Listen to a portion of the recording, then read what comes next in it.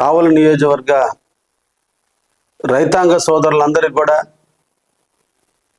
శుభాకాంక్షలు తెలియజేస్తూ ఈ రోజు నుంచి జనవరి 8వ తేదీ వరకు రైతులందరి సమస్యలను పరిష్కరించేందుకు మన రాష్ట్ర ప్రభుత్వం శ్రీ నారా చంద్రబాబు నాయుడు గారి ఆలోచనల మేరకు ఈ రోజున రెవెన్యూ సదస్సుల్ని నిర్వహించడం జరుగుతుంది.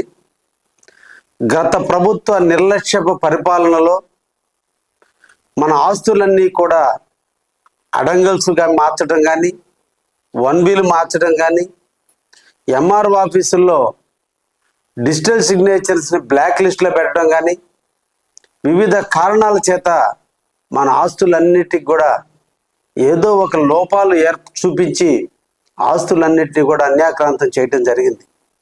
వీటన్నిటిని పరిష్కరించే దిశలో రాష్ట్రంలో ఉన్న ప్రతి రైతు సోదరులు ఆస్తులు ఎవరైతే ఉన్నారో వాళ్ళందరికీ ఇబ్బందులు లేకుండా చేయాలన్న ఉద్దేశంతో ఈరోజు డిసెంబర్ 6వ తేదీ నుంచి జనవరి 8వ తేదీ వరకు ఈ రైతు సదస్సు కార్యక్రమాన్ని ప్రతి గ్రామాన ఎంఆర్ఓ గారు, అదేవిధంగా డిప్యూటీ తహసీల్దారు, సర్వేయర్లు, ఆర్ఐలు, విఆర్ఓలు, అదేవిధంగా అందరూ కూడా ఇతర అధికారులు కూడా విచ్చేస్తున్నారు మీ గ్రామాలకి.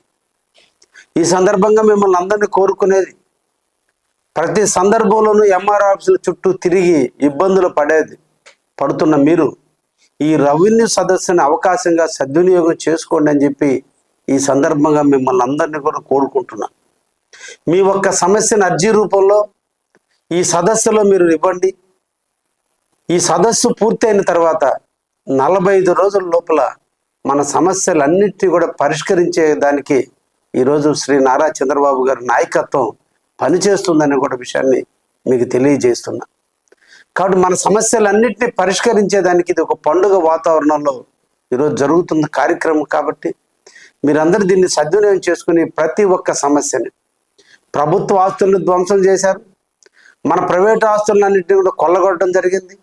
ఎక్కడ ప్రభుత్వ ఆస్తులు ఉన్నాయో వాటన్నిటినీ కూడా అన్యాక్రాంతం చేస్తూ పేదవాళ్ళకి ఇచ్చినటువంటి అసైన్మెంట్ భూములన్నింటినీ కూడా వాళ్ళ గుప్తాధిపత్యంలో తీసుకోవడం, ఎన్నో రకాల ఇబ్బందులకి మనోవేదకు గుర్తు చేసిన గత పాలకుల యొక్క నిర్లక్ష్యానికి అంతిమం గీతం పాడుతూ రాబోయే 45 రోజుల్లో మన ఆస్తులన్నింటినీ మనం స్వాధీనం చేసుకునే దానికి ఇది ఒక మంచి అవకాశంగా భావించి మీరందరూ కూడా ఈ రైతు సదస్సుల్లో పాల్గొనండి.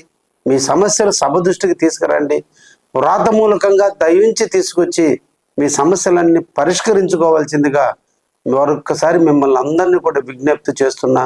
ఇది రైతుల కోసం తప్పించేటువంటి ప్రభుత్వం, రైతులు ఆనందంగా ఉండాలని కోరుకునే ప్రభుత్వం, రైతుల పాలిట ఎల్లప్పుడూ సేవ చేసే ప్రభుత్వం ఈ ప్రభుత్వ ఫలాలు ఆఖరి వరకు రైతులకు అందాలనే కార్యక్రమంలో మీ మనోవేదన గురి అయినటువంటి మీ ఆస్తులు అన్యాక్రాంతమైనటువంటి విధానానికి స్వస్తి పలికి మళ్ళా స్వేచ్ఛగా మీ ఆస్తులను స్వాధీనం చేసుకునే దానికి తప్పకుండా ఈ ప్రభుత్వం నడుం బిగించింది.